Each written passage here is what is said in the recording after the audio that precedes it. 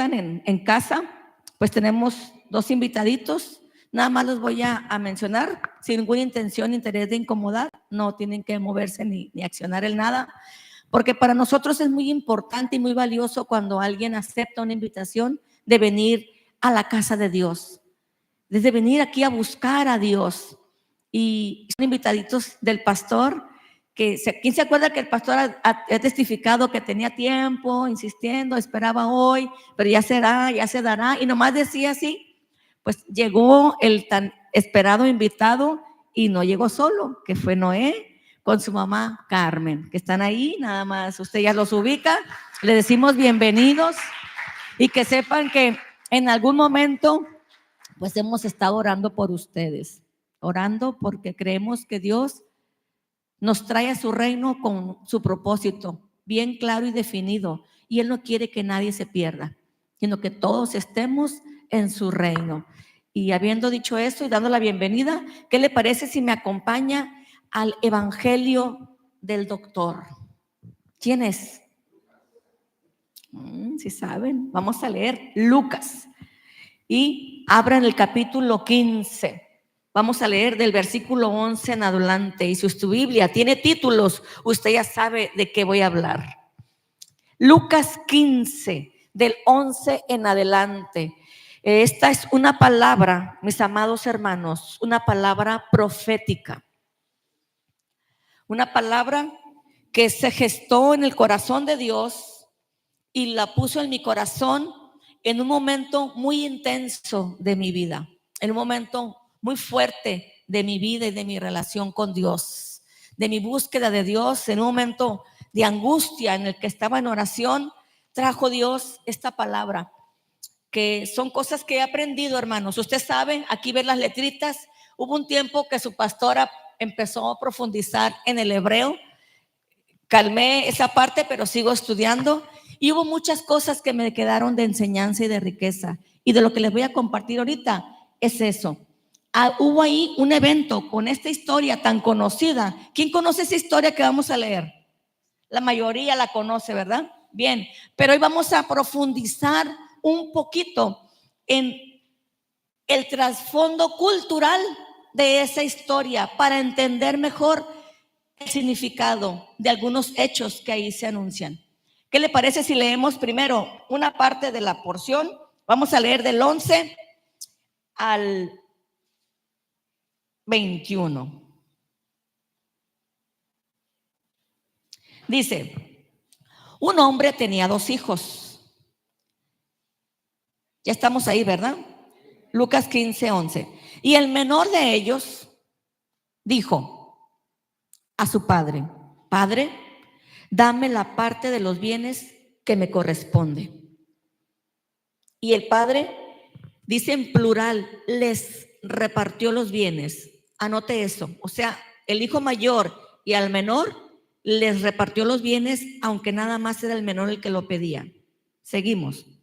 No muchos días después, juntándolo todo, el hijo menor se fue lejos a una provincia apartada y ahí desperdició sus bienes viviendo perdidamente. Y cuando todo lo hubo malgastado, vino una gran hambre en aquella provincia y comenzó al hijo menor a faltarle. O sea, gastó, se desfalcó por completo. Entonces fue y se arrimó a uno de los ciudadanos de aquella aldea, de aquel lugar, el cual envió una hacienda para que le cuidase cerdos. Usted ya sabe, haga un paréntesis, siendo él judío, era una abominación solamente acercarse a cuidar cerdos. O sea, tocó fondo el hijo menor. Seguimos. Y deseaba llenar su vientre de las algarrobas. Dijéramos nosotros, machigui. ¿Sí o no?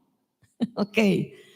Que comían los cerdos, pero nadie le daba. Y volviéndose en sí, dijo: ¿cuántos jornaleros en casa de mi padre tienen abundancia de pan? Y yo aquí perezco de hambre. Me levantaré e iré a mi padre y le diré: Padre, he pecado contra el cielo y contra ti. Ya no soy digno de ser llamado tu hijo. Hazme como uno de tus jornaleros. Y levantándose, vino su padre, cuando aún estaba lejos, lo vio su padre y fue movido a misericordia. Corrió y se echó sobre su cuello y lo besó. Hasta ahí. El chico cobra su herencia, hermanos, antes de tiempo, la despilfarra. Al final recapacita y vuelve. Sin embargo, lo que leemos es impactante, porque aquí hay una clara manifestación y personificación de la gracia. La respuesta del Padre, ¿verdad? ¿Cómo se fue el hijo? Rico. ¿Cómo regresa? En harapos. Él se fue orgulloso, henchido, arrogante, y ahora regresa con la cabeza agachada, apenada. Se fue rechazando él a su padre, básicamente. Quizás en esos pleitos hasta deseándole la muerte. Ya no te soporto, papá, te odio. Y a saber, ¿no? En cuanto al padre, ¿qué expresa? Cuando el hijo viene con toda aquella ignominia y el padre le expresa una gran compasión. Quiero decirle que estaba leyendo y la palabra compasión aquí, cuando usted quiera ir a profundizar, significa entrañas. O sea, el padre se le removió todo su ser. No sé si tú has tenido alguna experiencia fuerte, difícil, impactante, que hasta el estómago se te puede soltar por causa del impacto de la noticia, del hecho, de las acciones. Así fue el impacto de ver al padre a su hijo en esa situación. Y el padre, en vez de esperarlo enojado, con ira, con reproche, con reclamo, dice, corrió, lo encontró, lo abrazó y lo besó. Hermanos, esto es algo muy profundo, muy fuerte. ¿Por qué? Porque quiero compartirles, antes de seguir, esta parte de cómo el padre corre por su hijo. Yo sé que usted ya conoce esta historia, pero quiero hablarle aquí algo. Y póngame poquita atención, ya no lea. Jesús es el que está narrando esta parte. En mi Biblia, las letras y las palabras de Jesús están con rojo. Entonces quiere decir que esta narración es de Jesús. Está narrando una historia. Está narrando una historia que era un hecho de una costumbre, hermanos. Si usted no ha leído los libros de Flavio Josefo, Usos y costumbres de los judíos, por ahí viene esta historia que le voy a contar, esta costumbre, hermanos. ¿Por qué el padre corrió? Todos nos quedamos con que porque lo amaba, porque lo perdonó. Sí, pero había ahí un trasfondo cultural judío que usted y yo desconocemos quizás. ¿Alguien había escuchado hablar de la ceremonia quesasá? Era la quesasá, lo que estaba el padre tratando de evitar que lo sufriera su hijo. Quesasá, me voy a adelantar poquito para que usted sepa qué significa cortar, separar. ¿Por qué? Voy a explicarle. Déjame leerle poquito. ¿Cómo era para el hijo volver a casa? El hijo pródigo probablemente se enfrentó a la perspectiva de la ceremonia, la quesasá. Esta ceremonia era algo que celebraban la comunidad con las personas que habían hecho lo que el hijo había hecho. Aquellos que se enojaban, actuaban indebidamente y tomaban todas sus posesiones y se iban, porque usted sabe que en la cultura judía el respeto a los padres, porque es el patriarca, es bien establecido y determinado. Entonces permítame decirle, hermanos, el padre siempre estaba pendiente de ver si venía el hijo, porque él sabía que si su hijo volvía, toda la comunidad iba a hacerle la ceremonia de la quesasá. ¿Qué era esa ceremonia? Decían, allá viene el hijo pródigo, allá viene el hijo pródigo. Todos los aldeanos corrían a sus casas, agarraban sus cazuelas y le estrellaban la vasija a los pies del muchacho antes de que entrara a la aldea. Y era una manera de decirle, te repudiamos, ya no te queremos aquí. Quisiste todos tus bienes y malgastarlos, pues vete y vive con tu maldad y con tu pecado. El padre, hermanos, entiéndame usted, él fue el que tomó esa vergüenza, porque dice la Biblia que él corrió. ¿Usted sabe cómo se viste la gente del Medio Oriente? Con túnicas largas. Y para que el padre corriera y le ganara a todos, hermanos, el padre tuvo que recogerse su túnica, amarrarla, hermanos, descubrir sus piernas. El pueblo judío que se tapa, ellos no enseñan absolutamente nada. Él estaba diciendo: yo voy a ser una vergüenza, pero voy a salvar a mi hijo. Por eso el padre se recogió la túnica y corrió. ¿Por qué lo hizo? Porque para poder correr antes que todos, porque él vio que su hijo venía a lo lejos y dijo: no quiero que le hagan la ceremonia de que se recogió sus túnicas, mostró sus piernas, que era algo vergonzoso para los hombres culturalmente en ese lugar, y dijo: no, la vergüenza de mi hijo la voy a tomar yo. Yo me voy a hacer vergonzoso, yo me voy a hacer el vil y menospreciado. ¿Le suena eso a la obra de Jesús? Hermanos, este hecho es algo tan profundo y que nosotros siempre hemos visto que corrió porque lo ama, corrió porque quería evitarle que le hicieran esta ceremonia a su hija. Quería salvarlo de la vergüenza, del rechazo completo y total, y él prefirió hacerse vergonzoso y vil y que los ojos estuvieran sobre de él. Pero él fue y corrió, hermanos, y le echó el manto a su hijo. Se lo echó y se lo trajo a casa. Y él venía de esa manera. Permítame seguirle compartiendo. Ahora, con esta imagen en mente, mira lo que ocurre cuando ves que el padre estaba a lo lejos, lo vio, sintió compasión, corrió. ¿Por qué el padre corre? Porque un hombre mayor de la cultura del Oriente Medio, especialmente si es la cabeza de la familia, nunca correría. Es algo vergonzoso, ignominioso. Hacerlo sería un escándalo y sería indigno de él como cabeza. Para correr, como dije, él tenía que verse recogido, la túnica, atarla y llevarla encima de las rodillas. Sus piernas quedarían al descubierto, lo que le daría un aspecto totalmente vergonzoso. Incluso hoy en día, en Oriente Medio, los hombres, usted se da cuenta, no exponen de esa manera sus piernas. Pero aquí está esa figura paterna real, cogiendo su túnica, atándola por el bien de cubrir con su gracia a su hijo. ¿Puede ver ahora un poquito diferente el corrió? Y hermano, nosotros tenemos culturalmente muchos mitos. Una criatura, cuando lo bautizan aquí en México, echan bolo, y hay mitos y supersticiones. Dicen: es que si no echas bolo, el chamaco se va a quedar mudo. No sé si sea cierto, pero ¿han escuchado eso o nomás yo? Entonces, mitos.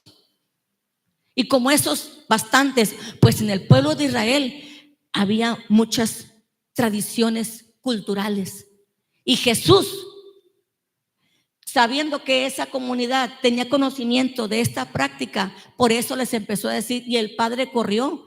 Aquí nada más dice corrió, pero para todos entienden que cuando alguien tiene que correr con esa urgencia, en el contexto que Jesús estaba contando, y ganarle a todos, tenía que hacer algo más allá para poder ganarles a todos y cubrir a su hijo.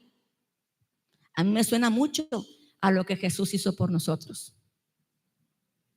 Por eso para nosotros es tan impensable solamente imaginar abandonar el camino de la fe, porque es una obra tremendamente maravillosa de amor de Dios hacia nosotros.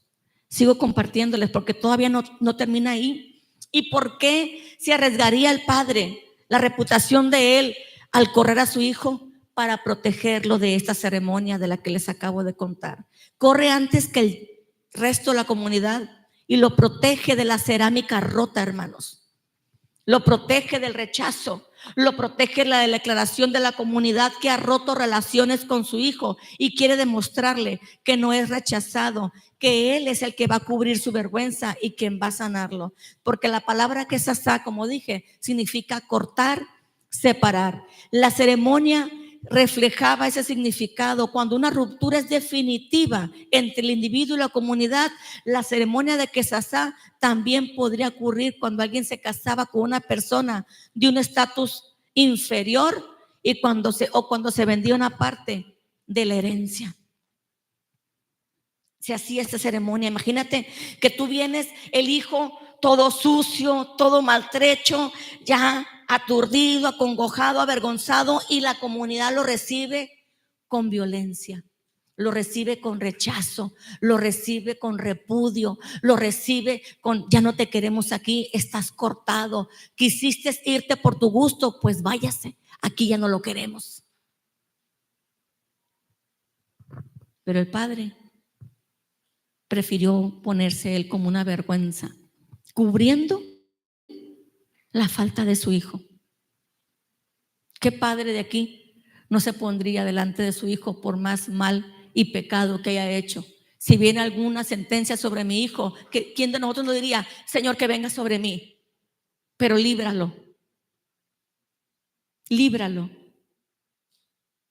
¿Qué le ganará al hombre si se gana todo el mundo, pero pierde su alma? Dice Marcos 8:36. Pero yo te traslado eso a: ¿qué padre sería feliz teniendo él muchas cosas en el reino, pero perdiendo a su hijo? No. Por eso el Padre, que nos ama tanto, hizo ese sacrificio tan tremendamente maravilloso. Y por eso Jesús lo estaba ilustrando. Pero todo esto no queda aquí. ¿Quieres seguir sabiendo más? Porque aquí estamos hablando del hijo pródigo. Hay otro hermano que se quedó ahí. El hijo pródigo era uno, pero el hermano mayor era otro tipo de esclavitud en la que él estaba, que muchos de nosotros quizás ni lo hemos pensado. Pero voy a terminar con este muchacho. Acompáñenme el 21. Levantándose, pone el 20, vino a su padre, y cuando uno estaba lejos lo vio el padre, y movido a misericordia corrió. El padre se echó sobre el cuello de su hijo y lo besó. Usted puede besar a sus hijos mucho. Hay hombres que no besan a sus hijos por la tradición y la cultura machista. Usted, padre, puede besar a sus hijos con toda y plena bendición y libertad. Amén. Eso es algo maravilloso. Maravilloso. 21. Y le dijo, el hijo le dice al padre: Padre, he pecado primero contra Dios, contra el cielo y contra ti. Ya no soy digno de ser llamado tu hijo. Pero el padre dijo a sus siervos: ahí está, saquen el mejor vestido y vístanle, y pongan el anillo en su mano y calzado en sus pies, y traigan el becerro gordo, mátenlo y comamos y hagamos fiesta, porque mi hijo, muerto era y ha revivido, se había perdido y es hallado. Y comenzaron a celebrar. El vestido nuevo, hasta ahí lean, vamos a leer el final de esa parte del 25. El vestido nuevo que el padre le dio, pues primero era el manto, para que no vieran su aspecto. Dice: el padre corrió y le dijo a los criados: rápidamente pónganle el vestido nuevo. ¿Qué significa el vestido nuevo? Estaba el padre restaurando su identidad. Llegó a casa inmediatamente. Bien, el vestido, los vestidos en las cosas del reino tienen mucho que ver, hermano. Él venía con unos harapos, con unos atuendos sucios, y el padre inmediatamente cambia la percepción que él tenía de sí mismo. Cuando tú y yo venimos a Cristo, Dios cambia la percepción que tenemos nosotros de nosotros mismos. Nosotros somos muy crueles con nosotros mismos, hermanos. Somos muy duros. Somos más duros con nosotros mismos que con otras personas. Somos más reacios con nosotros mismos que con otras personas. Cuando hay ese estado de esclavitud, como este muchacho, él ya venía mentalmente destruido. Y fíjate, venía diciendo: voy como un jornalero. O sea, ya venía dispuesto a que jamás ni siquiera lo reconocieran como hijo. O sea, es lo primero que hace el enemigo: te quiere robar tu identidad de hijo. Por eso se llama la enseñanza de hoy: soy hijo. Soy hijo en pecado, soy hijo apartado, soy hijo necio, soy hijo, pero eres hijo. Nunca vas a dejar de ser hijo. Los que hemos sido privilegiados de tener hijos, ¿cuándo vas a dejar de ser padre y él de ser tu hijo? Nunca. Son lazos eternos. Por eso el Padre traslada el reino como una familia. Él es el Padre y nosotros sus hijos. Son lazos que jamás van a romperse. Y lo segundo que hace el Señor, el Padre, le devolvía autoridad. El anillo significaba autoridad. Y lo tercero, el calzado de sus pies era parte de quitarle a él ese espíritu de esclavo. Los esclavos andaban descalzos, los hijos traían sandalias, calzado. Tú y yo ya no somos esclavos, somos hijos. Somos hijos.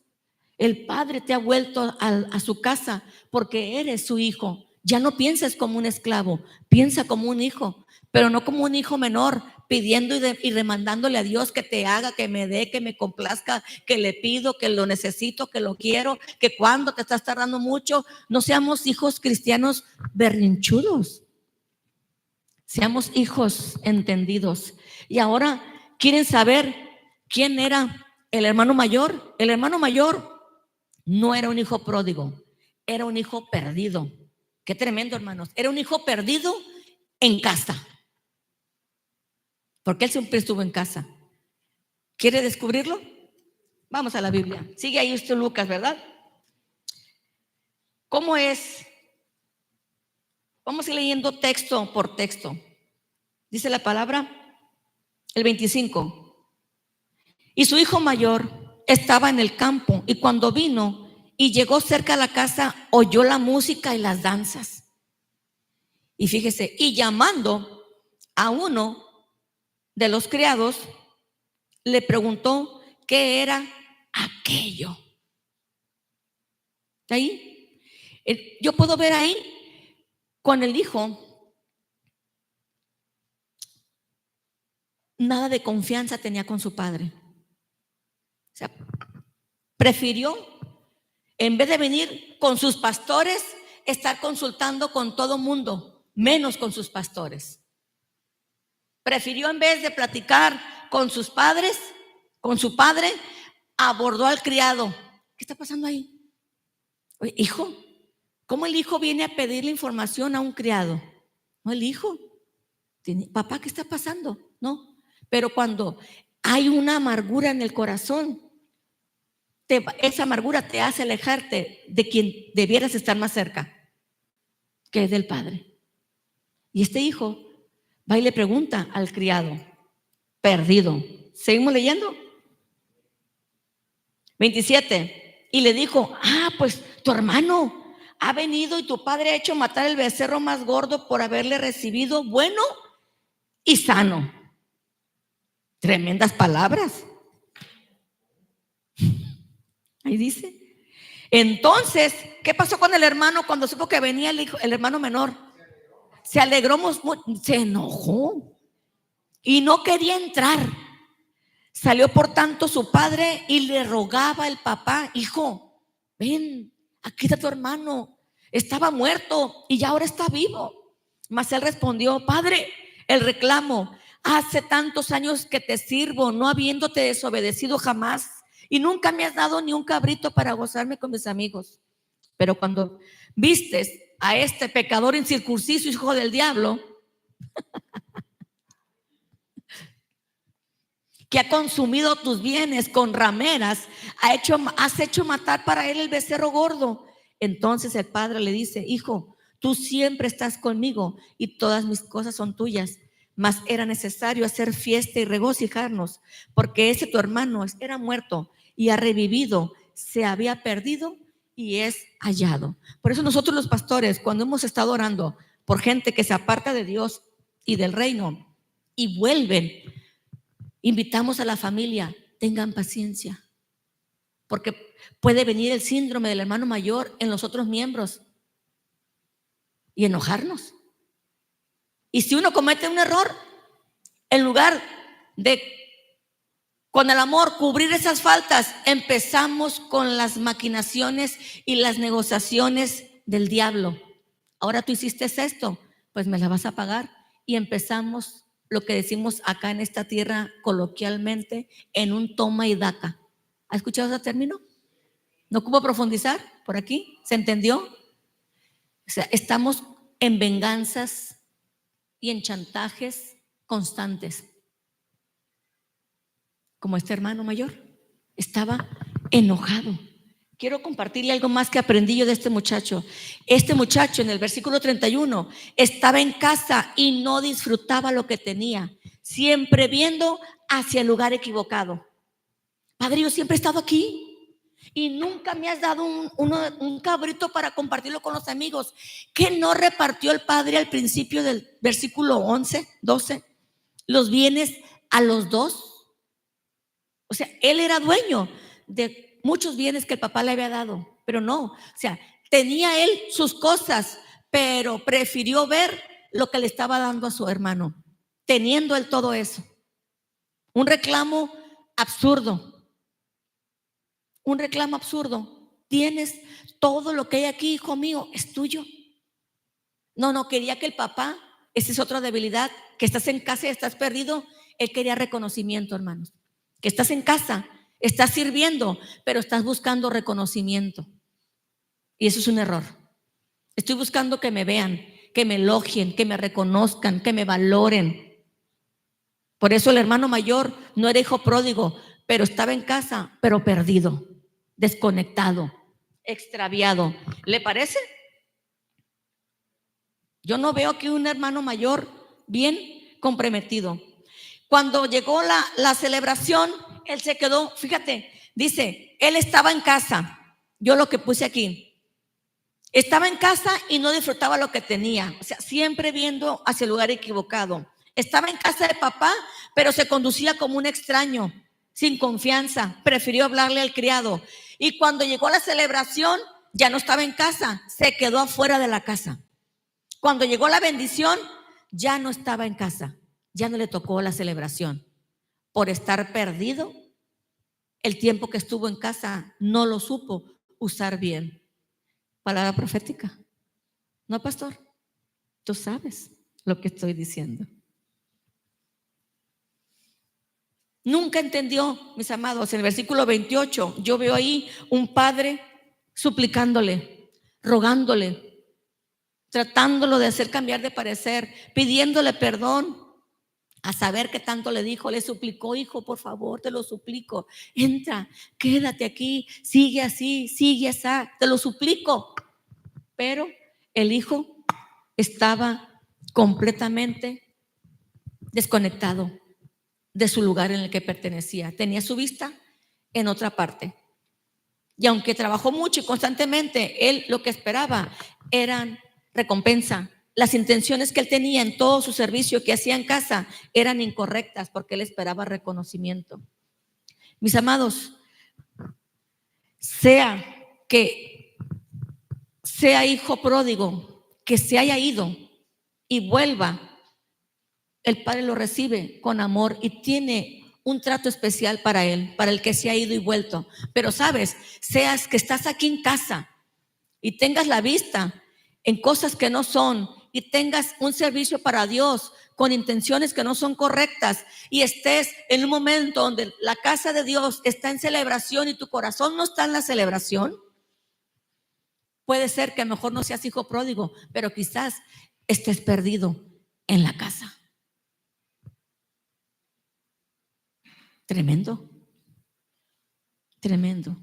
Como dije, era una palabra profética. Hermanos míos amados, la representación de ese padre corriendo, exponiendo él su vergüenza por cubrirla de su hijo, sigue vigente con la obra de Jesús. Jesús fue avergonzado, fue calumniado, fue señalado, fue criticado, pero a la posteridad, él no se defendió, como tampoco nosotros. Él no se defendió, pero al final, por el fruto, se sabe quién era el que estaba en la verdad y en lo correcto, y era Jesús. Él no se defendió. Hay veces, hay situaciones, hermanos, que nos podemos encontrar con la oportunidad, con la posibilidad de que justamente defendernos. Pero Dios, ¿qué tal si te está diciendo, quiero que no te defiendas? Quiero que guardes silencio, que te reserves tu derecho de réplica. Eso está tremendo, pero lo podemos hacer, porque la justicia mejor es la de Dios. Dice la Biblia en Isaías que la justicia nuestra. Entonces, ¿qué quieres mejor? ¿Tu justicia con tu pensamiento, tu idea, tu conjetura, tus pensamientos? ¿O la justicia de Dios, que en medio de esa justicia Él te pudiera estar diciendo, no digas nada, quédate callado? Yo voy a levantar tu cabeza. Yo voy a ser el que va a llevarte adelante. Entonces, como hijos, es importante que entendamos que el enemigo, para aquellos que se han ido y vuelto, el enemigo trabaja mucho en quitar identidad, en quitar autoridad, en que pierdas confianza, en que pierdas dignidad, en que pierdas tu lugar. Pero Jesús se encarga de decirte, yo te cubro, hermano. Si tú vienes a mí, dice la Biblia, yo no te echo fuera. Si tú te arrepientes de corazón, yo te perdono tus pecados. Seas que estés en casa perdido o sea que hayas sido un hijo pródigo y estés volviendo a casa. Porque dice el Señor que un corazón contrito y humillado, Él no va a rechazar jamás. Entonces, es algo para mí ver esta enseñanza a la luz de la ceremonia de Quesasá. Cobró un significado importante. ¿Usted sabía de esa ceremonia? ¿Usted sabía por qué corrió el padre? Todos pensamos siempre, porque lo ama. No, lo quería cubrir. Y al correr él, expuso él su vergüenza. Y él fue el avergonzado por causa de proteger a su hijo. Es como decir, si lo van a apedrear a él, apedréenme a mí primero. Y como él era un hombre justo, con un buen testimonio en la comunidad, ese acto de él, de cubrir a su hijo, antes de que la comunidad se diera cuenta o salieran todos, o sea, toda la gente se turbó, no supieron qué hacer porque el padre igual regresa con su hijo corriendo y lo mete a casa. Esa ceremonia tiene lugar a las afueras de la ciudad, a las afueras de la aldea, no en la aldea. La gente tiene que, le avisan, viene fulano y corren todos a las afueras y antes de que entre la aldea hacen este acto de rechazar y de cortar para siempre a esa persona que faltó. Entonces Jesús le estaba diciendo, aquí viene alguien que te va a cubrir todas esas faltas, no importa que hayas decidido conscientemente pecar, porque este hijo conscientemente decidió pecar. Eso es lo que hace que para mucha gente se le haga difícil perdonar, pero es que él sabía que estaba haciendo mal. ¿Por qué lo hizo? Y a veces queremos saciar esos porqués que nunca van a tener una respuesta que te sacie. Por eso es mejor dejarle todo a Dios. ¿Le parece, chicos? Me gustaría terminar este día con una oración de gratitud y de conciencia, hermanos, de que Dios perdona, no importa los pecados que hayamos hecho y que hayamos cometido. No importa si has estado en casa perdido o seas hijo pródigo y estés volviendo, no importa.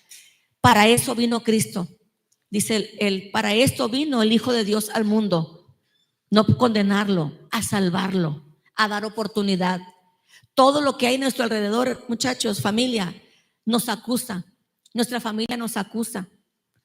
Nuestra mente nos acusa. Nuestra conciencia nos acusa.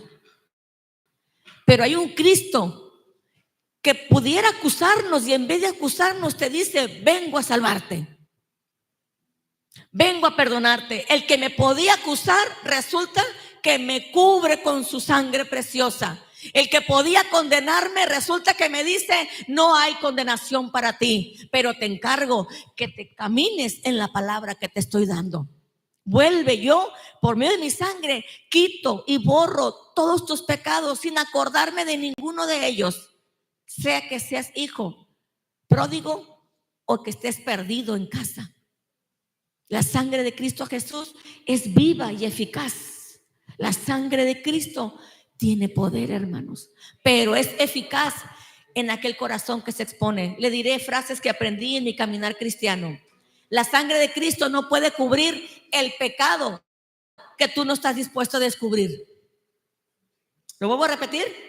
La sangre de Cristo no puede cubrir el pecado que tú no estás dispuesto a descubrir. Entonces, descúbrete, confiesa todo para que la sangre de Cristo te cubra por completo.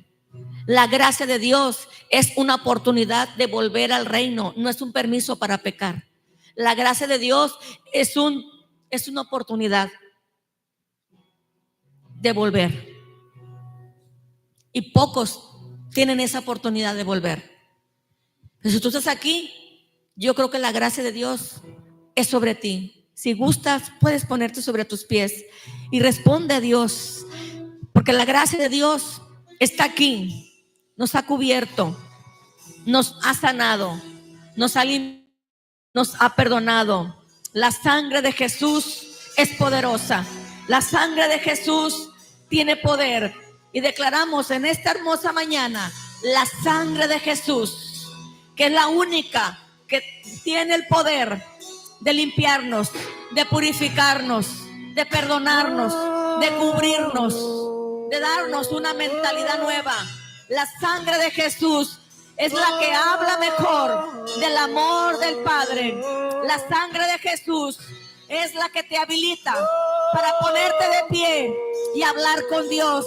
La sangre de Jesús te limpia tu conciencia de malos pensamientos y de acusaciones pasadas. Lejos de casa me encontré. Gracias.